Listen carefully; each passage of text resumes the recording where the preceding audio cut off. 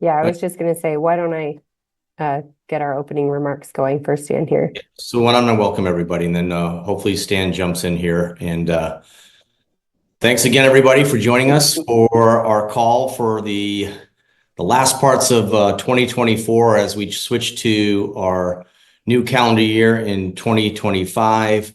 I'm going to have Leah start with some of the disclosure stuff. She'll then hand it off to me, and we'll get moving here. We got a lot to talk about. So Leah, can you read the disclosures for us? Yeah, thanks, Jeff. So welcome everyone to the RCAT Holdings Fiscal 25 Second Quarter Financial Results and Corporate Update Conference Call.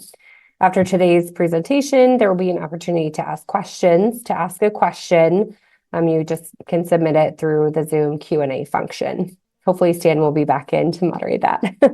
Participants of this call are advised that this conference call is being recorded for playback purposes.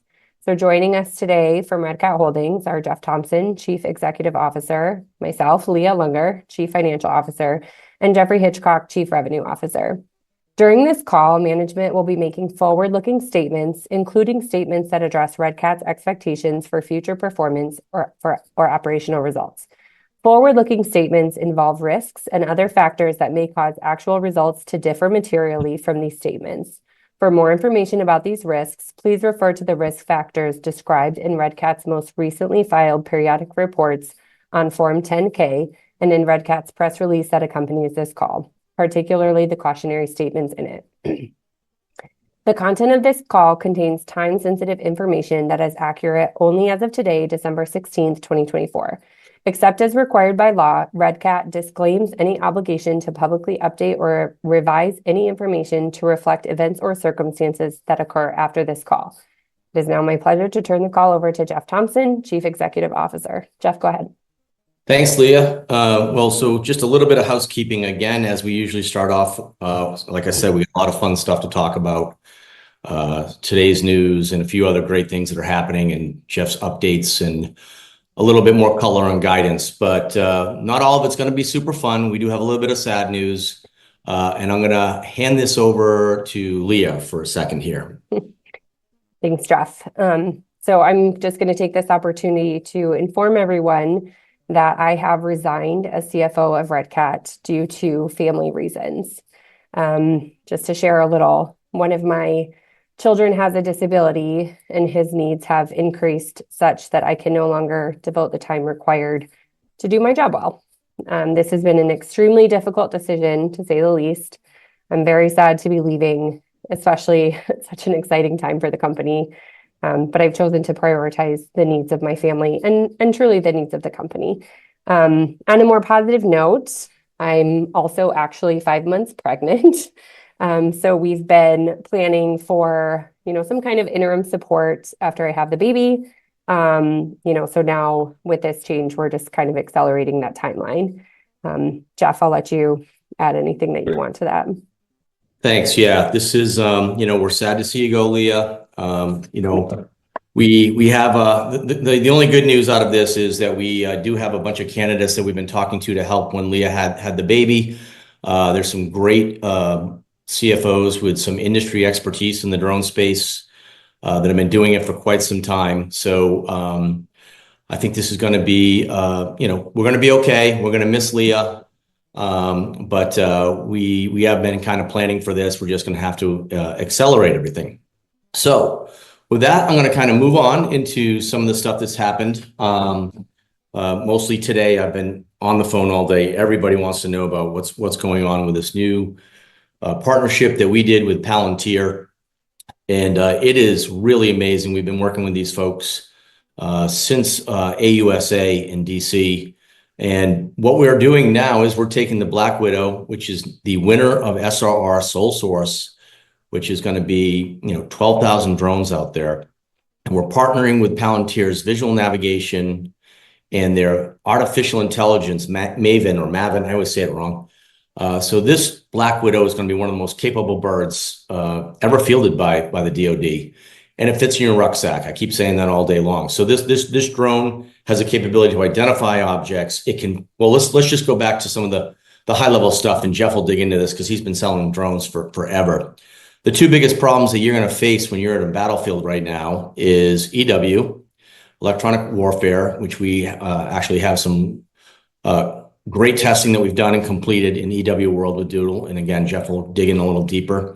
And GPS. GPSs don't work in any battlefield. They're basically useless. Our goal is to not even ship a GPS on the Black Widow in the future and just continue to utilize visual navigation. The visual navigation that Palantir has is unlike no other. There's 40 companies out there trying to do this right now, but they have access to real-time capabilities in the satellite images. So if you're in a battlefield and 3 of the buildings disappear and the road disappears, most visual navigation will not work anymore. We can get real-time updates to that mapping that you're comparing the visual, what the camera sees to what the map you have on board, the Black Widow. So this thing is going to be very difficult to defeat in the battlefield. And when you add our strike capabilities, you're really giving a warfighter something that's going to make them safer and more lethal. So that's a really great thing that's just happened, and we finally announced it today. But we've been working on this for quite some time. They're already working on the drones and integrating this. So a lot of good stuff that's going to happen there. The other question we got with this deal is, how does this work financially? So this is just going to add additional revenue to each drone that we sell. We haven't put the pricing out yet. We haven't put out the revenue share that we're working with Palantir, but this is going to be very high margin software that's going to go on every bird that if people want visual navigation, specifically visual navigation, that we believe is going to be the best in the drone space.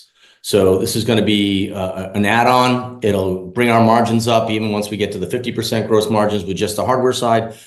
This software will add to our margins and hopefully accelerate our path to profitability. Just going to touch on guidance a little bit because we'll be coming back to it. And we upped our guidance from 50 to 55 million goalposts, and we put some kind of wide goalposts out there, 80 to 120. So that's basically, adding what we think SRR related revenue is going to be to the total.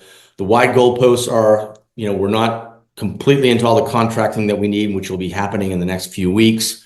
We will be probably having an analyst day in New York in early January. We're hoping to pin it down before tonight. So we'll be actually giving an update just in a few weeks after the holidays, and we'll be able to give you more detail on all the contracts that we've been signing and maybe firm up those goalposts a little bit for everybody. But with that, I am going to hand it over to Jeff Hitchcock, our CRO. Thank you, Jeff. Thanks everybody for joining. I'm looking at the numbers. It's astounding that we have like 1.1. We have 1,100 people watching this right now. And it wasn't too long ago. It was 10 or 12. So thank you all for joining. I do want to take a minute and thank Leah for everything she's done for the company up to this point. I wish her the best. I understand her reasoning for it, but it does make me sad. She was a joy to work with. Hopping into a little bit of what we got going on. So first and foremost, since the SRR announcement about 3 weeks ago, we have been inundated by customers requesting quotes and pricing in response to RFPs, both through DoD, USG, and internationally. And I think as of Friday, the quotes that have gone out the door are right around 14.7 million. This is no SRR customers. This is all Black Widow customers. Preponderance of those are going to be US DoD. They're doing budgeting now, so when the CR ends, they can pull the trigger on that. So we're super excited about that. We're getting great demand signals globally on the new platform, so we're super excited about that. And then again, as I stated, when the CR ends and the budgets are allocated out to the individual entities, we expect the triggers to start getting pulled on those. We have been in discussions with the Army since the award. Right now, we've responded to their request for a R&D, 6-month R&D contract. We're expecting to kick that off. That's to finish up some of the hard stuff, visual navigation being one of them. We're expecting that in the January timeframe for award. We have the short range reconnaissance contract kickoff briefing scheduled for some time in January. That's when we're going to get a lot more understanding of what initial LRIP and full rate production contracts are going to look like. So over the next couple of months, we'll have some answers for you. Right now, we're still don't know until we have the sit down, right? But again, that's supposed to be scheduled in January sometime, and we'll keep you guys updated on that. As Jeff was talking about the Palantir announcement that went out today, right? We've been looking at a lot of companies, and this is one of the hardest remaining problems to solve that the Army had requested, which is both day and night visual navigation. Palantir has been a market leader in this space for a while, and the fact that they're bringing it down to a platform our size solves the GPS problem. And I do honestly feel that a day will come where we don't need GPS at all, and we're just flying visual-based navigation. And that'll make us all domain, all weather, day and night, ability to navigate safely and accurately, and make us more lethal on the battlefield. The other problem, that was one of two problems, right? The GPS jamming or GPS contested environments, and then the RF jamming contested environments. And our partnership with Doodle Labs is very strong. They offer something in our space with their frequency hopping sense software, where it's not actually hopping within a band, it's hopping within 6 radio bands. So makes it very hard, very difficult to jam. So again, to kind of reiterate, Palantir, we're going to be working very hard. I think it's going to take us about 6 months. Jeff, you could pipe in. I think it's going to take us about 6 months before we're showing to the Army that software. They're very excited. We're very excited. But I think it's going to be a good year. Lots of work still to do. The work continues, but we will have the most dominant platform in this market space globally when we get this integration done. Other than that, I'll wait for your questions later.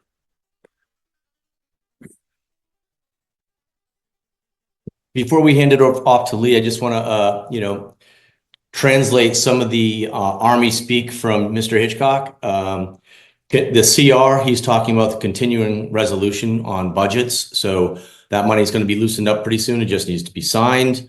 On some of the contracts that he was talking about, again, we're getting additional newfound money. That's going to be approximately $3 million, Jeff, I think you said, that we're going to get in January for these new features. LRIP continues to still start in the first half of 2025. Full rate production still starts in the second half of 2025. And since I'm the guy that's been dealing mostly with Palantir, we're going to have the software on that drone a lot quicker than that. We're hoping to demo it in just 2 months to the public. So we will have it ready for LRIP. That software will be ready. Now, another exciting point is once we have it integrated fully onto the Black Widow, we're going quickly right on to the Flight Edge 130, probably be into the Triton version when we put visual navigation on there, because we'll be putting the Doodles technology on the Edge 130. So it'll also be able to do EW and go through GPS denied locations, the 2 hardest things to do on a battlefield with small drones. And we have that cured. And not only that, we have artificial intelligence from the best artificial intelligence in the world on our drone. It's really great. So with that, I'm going to hand it off to Leah. Take it away. Great. Thank you, Jeff. Before I dive into the financial highlights of our second fiscal quarter, I just want to remind everyone that we're changing our fiscal year end from April 30th to December 31st, beginning December 31st, 2024. So today we're reporting Q2 results for the 6 months ended October 31st, 2024, in accordance with our previous fiscal year. Our next report will be a transition report 10-K for the 8 months ended December 31st, 2024. After that, all future filings will be based on calendar year. We're kind of in this middle transition phase. Year-to-date revenues totaled $4.3 million compared to $5.7 million for the same period last year. This is a 24% year-over-year decrease, and it's due to the company's strategic decision to focus on Black Widow. While we're still selling the TL2, we have dramatically shifted manufacturing and sales efforts to prepare for mass production of Black Widow in calendar 2025, prioritizing long-term growth over short-term revenue. Similarly, gross margin year to date was negative 12% of revenue compared to positive 25% in the same period last year. This was primarily due to the final delivery of the prototypes for the SRR Tranche 2 program at the start of the fiscal year. Also, our focus on Black Widow and Web led to lower than planned production quantities of TL2, which resulted in lower than targeted gross margins. In spite of this, our efforts have been successful, and we're thrilled to have been selected as the winner of the U.S. Army's Short Range Reconnaissance Program of Record. We plan to, we've said this before, but we plan to produce the Black Widow for several years, steadily increasing margins over time. Additionally, during Q2, we closed the acquisition of FlightWave, adding the Edge 130 to our product mix.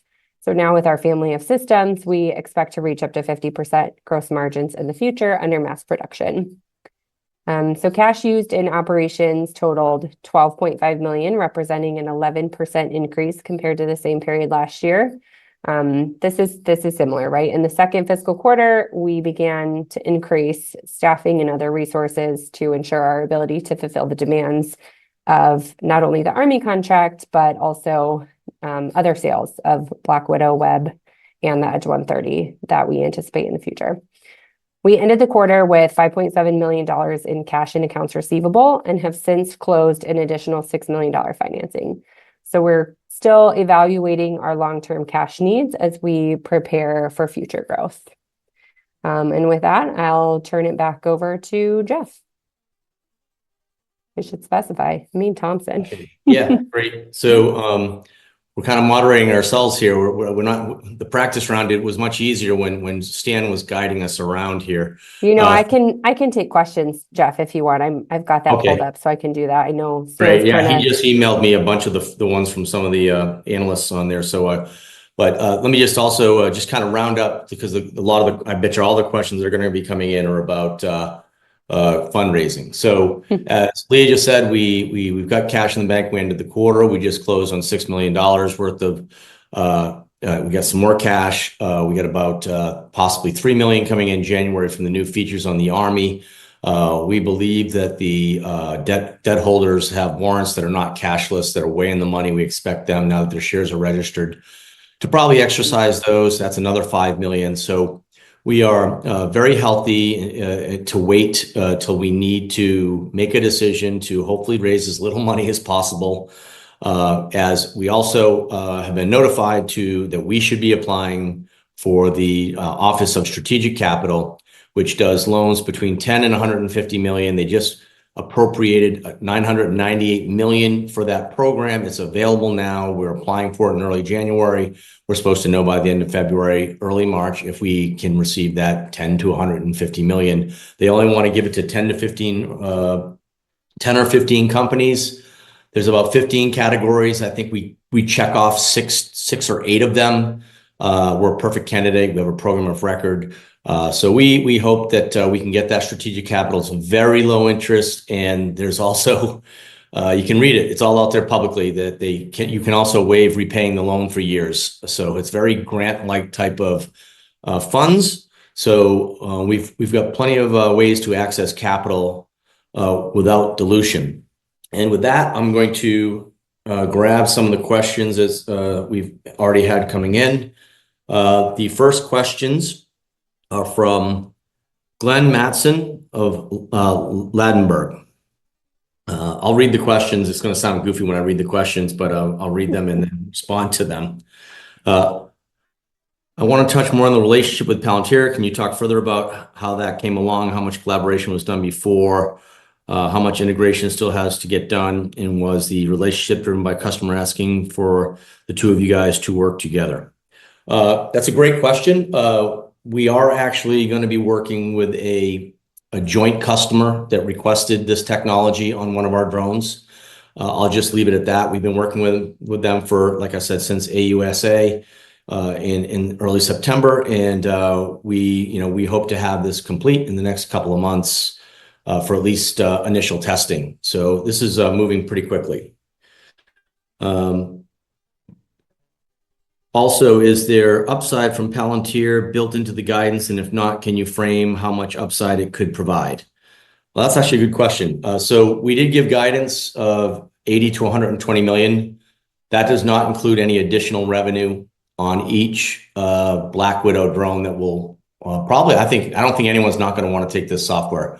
So it'll be additional revenue on every drone that you get this Palantir VizNav and artificial intelligence on every single drone. So that will add to our guidance, but this is a relatively new situation and we haven't given pricing or any details yet. So once we have those pricings, that will add to the guidance. The next question is, in terms of funding, can you just remind me the time, your latest assumptions or needs of investment, either OpEx or CapEx, level of commitment from the DoD? And yeah, I think I covered that a little bit, but again, we are trying to wait and find out what type of upfront payments we'll get for LRIP and full rate production. And as I just mentioned, that we have the capital to get through that part. Next question. Shuk Kumar from Think Equity. Would you expand on the previous question of what revenue per drone we can expect with AI software from Palantir? Oh gosh, I knew everyone was going to want to know that. We don't have the per drone revenue number yet. We hope to get there as quickly as possible. We'll let the street know. And obviously, software has very high margins compared to hardware. And we're hoping to get to that 50% gross margins as we continue to stamp out the Black Widow. As soon as we know, we'll let you know. When do you think the FlightWave factory will be up and running? That's a good question. So we are just starting to move in now. We just signed the lease. We hope to have more of a startup style factory in about 3 or 4 weeks, where basically they're sitting on top of each other in their office right now. They'll be able to spread out, put a bunch of tables out there and just get a production line that's mapped out. And then it'll look like a real factory, like the Teal factory, hopefully in about 2 months. So we are trying to meet some goals that they have with all the orders they have. They've got orders for almost 250 drones already. So we need to build them and ship them. So we hope to ship them in Q1. So it'll be up relatively quick. And will we be adding the Palantir software to the Edge 130? Yeah, well, I did mention that earlier. Yes, once we're done with the Black Widow, we're going to move right to integration on the Edge 130. Next question. Kevin Mack of Creek Drive Capital. You said Black Widow was basically built to spec for the Army SRR program. How do you expect to adapt it for winning non-Army business in the United States, i.e. law enforcement and first responders, etc.? This is a really good question because there's actually some other things that we were going to bring up later. So the ban of DJI and Autel is passed the House. And I'm not sure if the Senate's voted on it yet, but when this new NDAA bill goes through, it usually goes through on December 20-something for the last 2 years.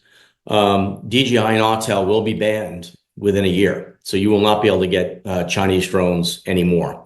Now, what that does, Brendan, who does our government work, is we with the numbers that we have been able to derive from the customs holding the DJI equipment in customs. We think that there's going to be a TAM of about $975 million once this DJI ban is put in place. And as Kevin's question was, we did build the Black Widow specifically for the warfighter, specifically for the requirements that the Army gave us. But in the past, we've done the same thing, and we have first responders, Border Patrol, almost every agency is either has a TL2 or is asking for a Black Widow right now.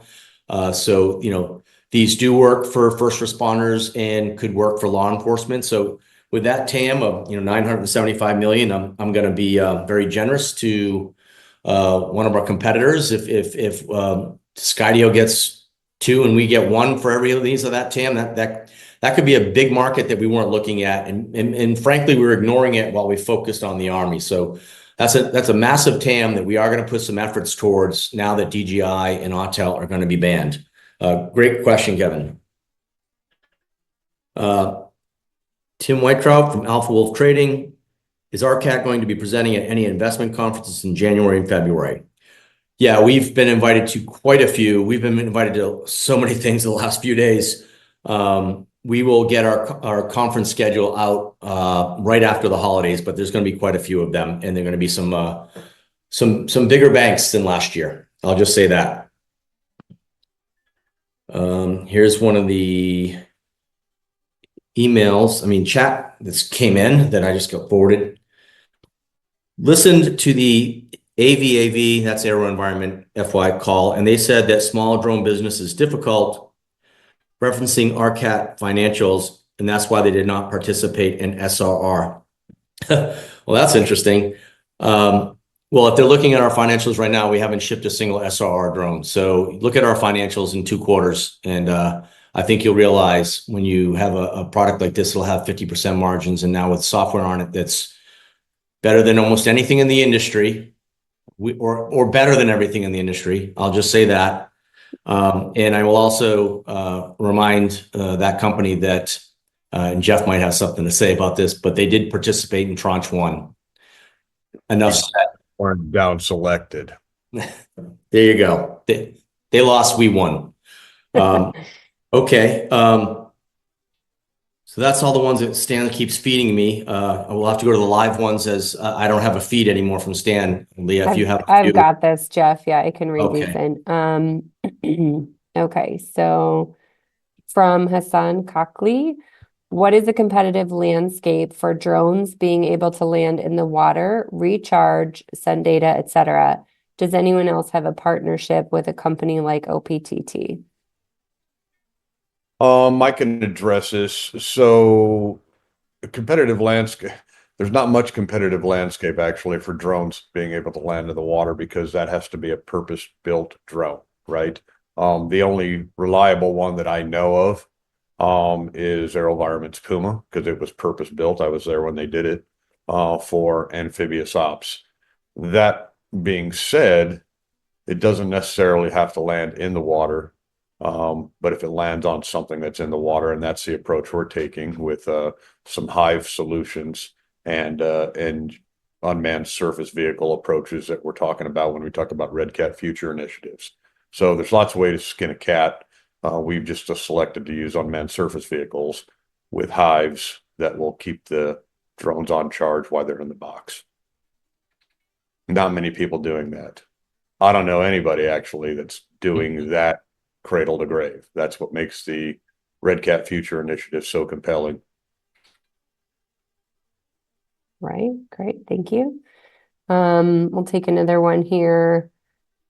Apologize if I'm messing up these names, but Sambodi Sarkar says, can you please describe how the Palantir contract will help increase gross margins? Yeah, it's pretty simple. So if you look at what we've been saying for quite some time, and the modeling that myself, Jeff, and Leah have done while we're in the factory in Salt Lake City recently, we do get to about 50% gross margins just stamping out the same aircraft quarter after quarter. So excited that we don't have to switch aircrafts for the first time ever, and just build this airframe that's going to be so important to the industry, so people can actually put their software on top of our drone now, knowing it's going to be there for years, not only to the Army, but all the other branches and all the other parts of the DoD and MODs across the globe that want this product. So you're 50% gross margins with just hardware. It's hard to get any further than that. I mean, you could squeak out a little extra with scale and getting better prices because of the amount of ordering we're doing now, and because we're a program of record. We move up the list because we're critical to we get moved up on the critical chips list and all of that stuff. So that helps with margins a little bit, but no, you're not going to get to 70% gross margins with just the hardware side. Now add Palantir's software that can do visual navigation, which is very difficult to do with real-time updates, combined with artificial intelligence from someone that's been collecting objects and data from machine learning for 20 years in wars. That is very high margin revenue. So if you throw some number, I'm not going to give a number on the software, you can do it $10,000, $20,000 per drone of software that can do those things. Their margins are, up near 80, 90%. So You put those software margins, add on to our 50% gross margins, you can dramatically increase the margins going forward, which hopefully gets us to cash flow profitability quicker. Thanks, Jeff. Okay, the next question here is from Akshay Rao. Have we seen any movement on NATO and other EU contracts that we're awaiting clarity on the SRR award? Any timeline expectations here? Like that he's pointing to Hitchcock. Why don't you answer that for us? Yes. Thanks for asking that question, by the way. I ask it every day. Yes.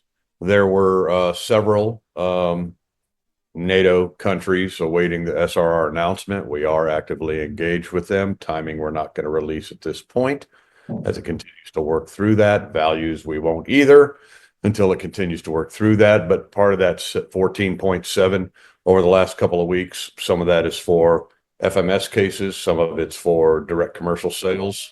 But we have several opportunities for working in NATO. Actually, let me add to this. So, our guidance is with the new guidance is with SRR related revenue. And, I was going through the weekly forecast with Jeff and his team the other day. And one of the things that they did bring up, and so I'm going to probably scare Hitchcock right now, but we have no idea how to predict foreign military sales. They come in out of nowhere. They come in hot. We had a very large request the other day, but it wasn't for a class 1 drone. It was for a class 3 drone, and they thought we had one, but the number was huge. So, but they just coming out of anywhere. So there's no foreign military sales predictions in there, but I'm sure that we'll get some. All right, thank you both. It's important to keep in mind, folks, that right now we're in the process of doing the first engineering build, which is going to net some marketing assets. So we haven't even taken Black Widow out to show anybody. So after the first of the year, when we have those assets, we're basically going to revisit everybody we've ever visited and start that process all over again. So most people want to see it and touch it before they buy it. So we're starting to work demo after demo after demo after demo. So I think the numbers are only going to improve. But the fact that we've got 14.7 in quotes out there for somebody that's never even seen it fly, I've never seen that in my 20 years in this space. So I think it's pretty incredible. All right, thank you guys. Another question comes from Christopher Johnson. How does Red Cat Holdings plan to differentiate itself in the drone market, particularly in defense and commercial sectors? And what steps are being taken to secure long-term contracts in both spaces? So I'll take that as well, Jeff. So I was going to hand it to you. Yeah. That's why you're here. So right now, focus is getting ready for the SRR program, finishing up the system for both U.S. and international government work. The next big thing we have to do after that is get RID, remote ID, incorporated into the drone. The board design already has the hooks for that done, but the first thing we're going to do is get it right for the Army, and then we will start looking probably mid-year, getting RID integrated into that. We're looking at some other things that would be very disruptive to the community that first responders are going to love. I'm not going to talk much about it right now because I don't want other people to start working on it, but we have an approach that's going to be very unique to that. And 90% of 90% of DFR and USG asking for the same thing the military is asking for, right? So you can, if you've got GPS jamming, the Palantir software is going to work both ways. The Doodle radios are going to work both ways. Flying in urban environments are always contested. There's nothing but RF blasting. So we're looking at new and creative ways to make sure we're addressing that market as well. I'll just add a little bit to that, Leah, before we go to the next question. So again, we've basically been laser focused on building a drone that's for the warfighter, but having a drone and swarm capability, or even the smaller Hive, which does 12 drones that can fit in the back of a truck. That's think of the Border Patrol and things of that nature. That's a great way to do those things.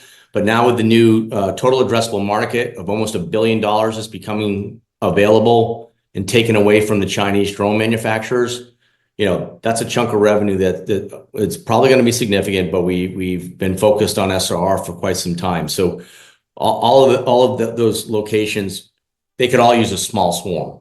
They could surround a building. They could do all the things that they want to do for safety. There's a lot of great things, or you could chase down a bunch of drones in New Jersey. Just kidding. But yeah, this new TAM is pretty exciting to us. We will be putting some effort on it, and does expand our capabilities for 2025 calendar. So glad I can say that now. All right. This next question just came in for Hitchcock, so don't even have to throw it to They're him. calling your name. From Lucas Soja, does a contract with the US DoD limit you from selling drones to foreign countries? Not at all. Not at all. There's going to be a slice that go to our partners and foreign countries, right? As long as you're not on the bad boy list, we'll be able to sell to anybody. It'll still be EAR 99. So it'll be totally exportable. The Palantir software ad will have to be worked through, right? That may require an export license, but it's not something we're unfamiliar with. So it's just a matter of getting that approved through state. But yeah, what we're developing for SRR, there will be a slice of that we'll be able to sell internationally. Great, thank you. All right, next question from George Raymond. I think this might be the last one, but yeah, we'll see. Can you address sentiments of the future administration and how it might affect the size of contracts or volume of contracts available? Well, I can start with that, and if Mr. Hitchcock has any more he wants to add to that. So there's been a lot of talk from this administration how they don't like big, exquisite machines that cost tens of millions of dollars, when you can buy drones like ours that are probably more capable than any drone ever fielded, and now it fits in your rucksack and cost a lot less. We fit perfectly into the efficiency models to make soldiers better, safer, more lethal. And this administration has said many times now, specifically in the last couple of days, how they want to build the largest drone and robot army in the world. So that's one great thing that we think is going to be very good for us going forward. And we do have a good relationship. My other company that I'm on the board of, I'm one of the founders, is UMAC. We actually have Donald Trump Jr. on our board as an advisor. They're really excited to bring U.S. manufacturing back into the United States in the drone space. They've got a 1989 capital. 1789 capital. Sorry, when the Constitution was finally ratified. So I think that this administration will be great for RCAT. I think that's the last one, Leah. Yeah, and I just want to say, if we missed your question, I do apologize, since we're kind of trying to sift through everything here. We will continue to improve in this new format that we're digging into here. So I think that will end our question and answer session. And Jeff, if you just want to have any final closing remarks, that would be great. Yes. So let's just do a little bit of review here. So we're pretty darn excited. We don't have to talk about possibly winning an SRR anymore. It's so nice to not have to say that. Yeah. We want a sole source contract. We're getting some extra cash from that contract to do a few more features that we'll get in January. We'll start LRIP. We got the kickoff meeting for LRIP in January at Salt Lake City, which is great. I love seeing all those guys, and Mr. Hitchcock will be there taking care of that. And then we go from LRIP to full rate production with the Black Widow. And now the Black Widow has a lot more capability. We just announced today artificial intelligence for the battlefield, visual navigation, no GPS required. And those same type of things are going to be going on the FlightWave. We have not spent nearly enough time on the FlightWave Edge 130. It's a very unique bird. It's a very capable bird, has the best flight time out of anyone on the Blue UAS list. There's going to be a lot more on the Edge 130. We're going to have a lot of updates, by the way, right after the new year. So stay tuned for our Analyst Day. Stay tuned for any news. I want to wish everybody a Merry Christmas, and thanks for being on the call. I think we broke a record with almost 1,200 people on here at one point. So thanks, everybody. Thank you. Thank you.